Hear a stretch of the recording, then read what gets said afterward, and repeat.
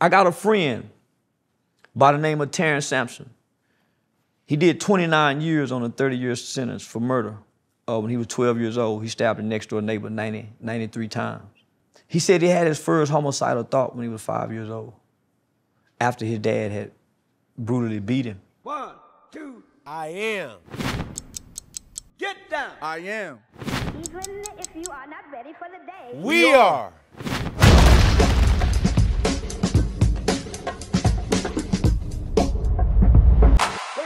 I am Brandon Marshall. I am Cam Newton, and this is I Am My Convict Live. But right after the thought, he said his dad walked in with tears in his eyes and said, son, I'm sorry.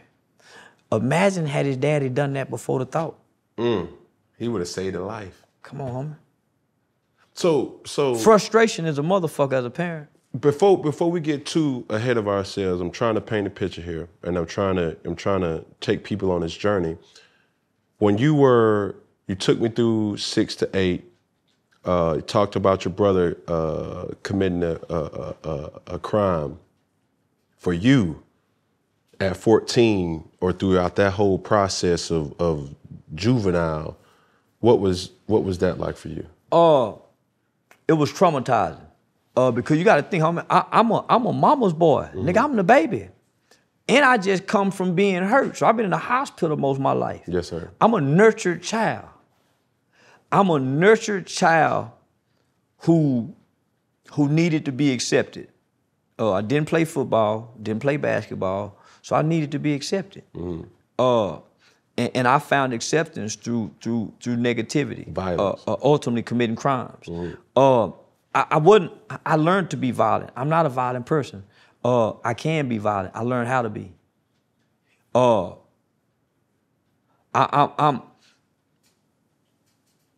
I've done a lot of violent things in my life, but I was playing, trying to fit in with the environment.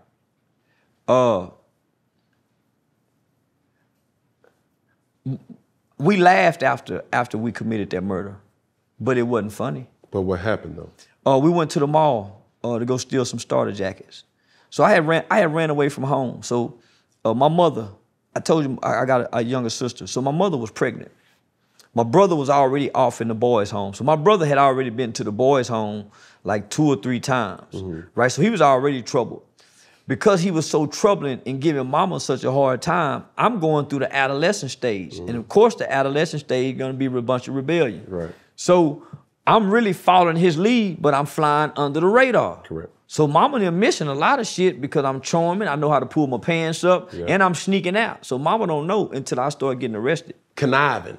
Very conniving, mischievous as they called it back then. Correct. So my mom get pregnant with my little sister. And naturally that triggered me into another part of rebellion. I ain't gonna be the baby no more. Right, you the man. Yeah, right? I ain't gonna be the baby big no brother more. now. Yeah, but I didn't want to be the big brother. I want to be the baby. Nigga, I'm the baby. And so naturally I rebelled at 13 years old, going on 14, mom for to have another baby. So I ran away from home.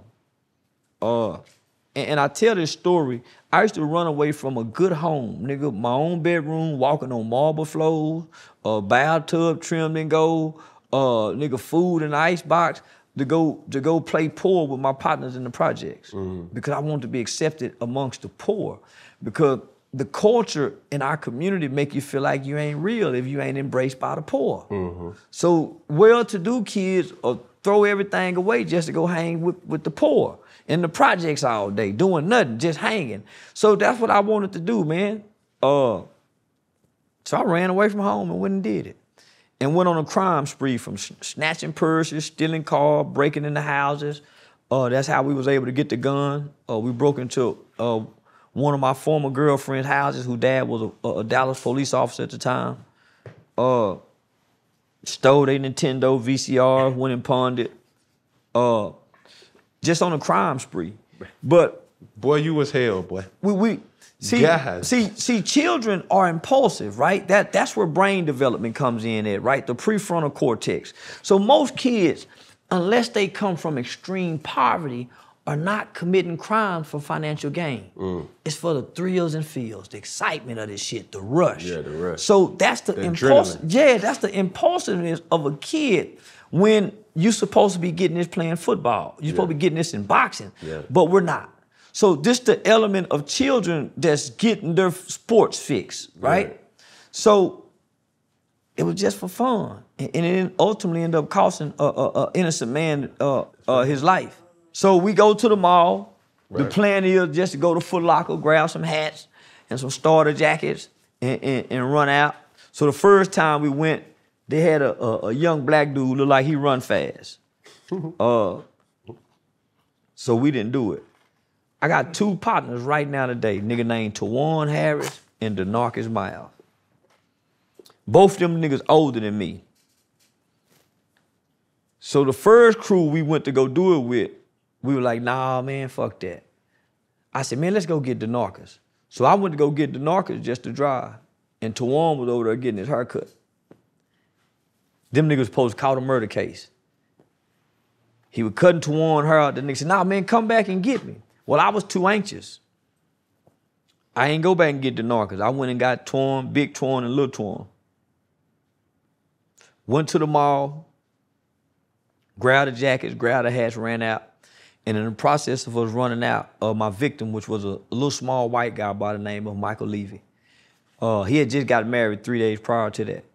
He saw what was happening because he was working on his car in the parking lot. And so he tried to stop us. He ran and dove on top of the car. He started hitting the windshield with whatever wrench he had in his hand. And so I'm in the back seat saying, man, go, nigga, drive. My partner in the front seat, he can't put the car in gear. You know, back then, them motherfuckers go up and down. Yeah. And you can have the car and drive and cut it off and take the keys out. And so that's what he did. He reached inside the car and cut the car off and took the keys. And so... and how old were you at this time? I was 14. I had just turned 14. So I was 14. We was all 14, 15, 16, 17. So when we get out the car, I was sitting on the gun. So I get a gun to my partner. So I'm in man, shoot that motherfucker. And he shoot him. He wasn't trying to kill him. It's just that the gun that we had was a 38. Well, actually was a 357 snub nose with blue tip hollow points in it. So when he shot the gun, it went up and hit him one time in the chest. And because of the bullets, they thought we shot him in the back. You know, because them motherfuckers... Yeah, expand as soon as on impact. So they thought we shot him in the back. He died in the parking lot. So Tony Dorsett had just opened a club up. He was still playing for the Cowboys. I think he had just retired for the Cowboys or was still playing. He had just opened a club up right where the incident occurred. So it made headline news, front page paper. It was real big because we were 4 black children who had killed the white man. And in a week, within that same week, 3 skinheads had killed this black man that was sitting on the back of his car. So both of them were very high profile cases, which of course, in the media, the white kids were being treated lenient and we was getting more time. But I got less time than anybody. My mother was financially able to go out and get some of the best lawyer representation in the city, which was a guy by the name of Carl Mallory and Louis Stearns. And Carl Mallory is dead now. May God rest his soul. And Mr. Stearns ended up becoming Judge Louis Stearns. So he just retired from a judge. So I had 2 of the best lawyers in the city. My co-defendants, their mama and them couldn't afford that shit. One of my co-defendants got out on bond. And his mother moved him to, I think, Oklahoma or something, and he ended up dying, running from the police in a high-speed chase. My oldest co-defendant got 99 years, went back on appeal, and was released on a 25-year sentence. The 16-year-old shooter got 75 years. He's still incarcerated right now to this day. Our crime happened September 18, 1991. So I'm one of the first children. Oh my, I just got chills. I'm one of the first children in Fort Worth, Texas to be tried and adjudicated for the crime of murder in the early 90s.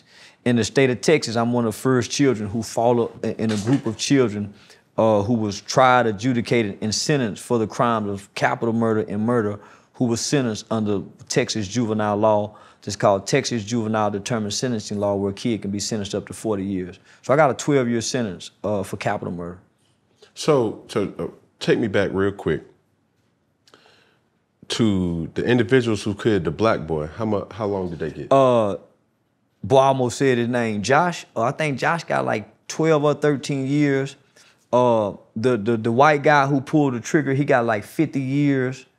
And then the other guy got like, barely 20 years. So all of them got significantly lower amounts of time than my counterparts. So me and Josh, we was in the boys' home together. He was just a white kid, homie. You know. The same dude that was a part of the... Yeah. Yeah, so his co-defendants was tried as adults and sent to prison as teenagers, like mine was. Josh should have been tried and sentenced to prison, but he was a white kid. The only reason I wasn't tried as an adult is because I was 14, so I didn't meet the certification age. But the following year, the state of Texas lowered the certification age where a 14-year-old can be sent to prison.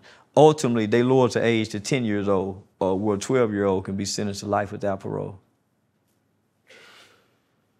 So many people don't know, up until 2016, that there was only three countries on this entire planet that would take a 12-year-old kid and sentence them to life without parole. That's America, Sudan, and North Korea.